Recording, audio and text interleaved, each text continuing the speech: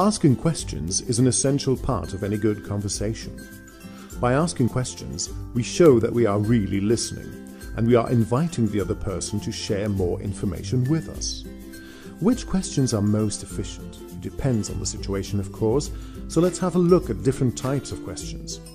First of all, open questions. These questions begin with what, how, why, who, which, when, where, etc.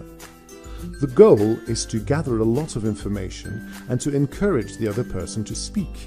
For instance, what actually happened to the project? Closed questions. These are questions that only have yes or no for an answer. They help us to take control of the conversation and to check information. For instance, have you finished this? Alternative questions. They offer a choice between two alternatives to the listener. This is a helpful technique to get someone to make a choice. For instance, do you want this appliance in black or in white? Now, what about leading questions? For leading questions, the answer is already in the question. What they do is they put words in someone's mouth. In other words, it is best to avoid this type of question if you don't want to give your conversation partner the idea that you're manipulating him or her.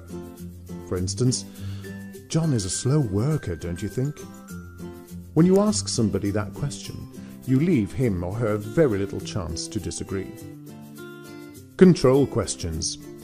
This can be a closed question at the end of a conversation to check whether the desired outcome has been reached. The goal is to come to an agreement. For instance, does this answer your question?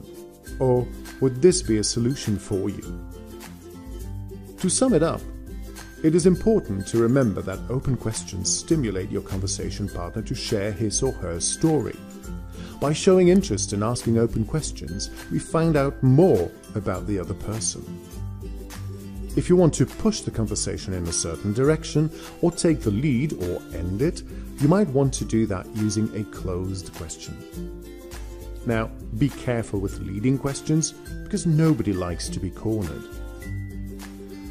Next time you're holding a conversation, try to slip in a few open questions and see what happens.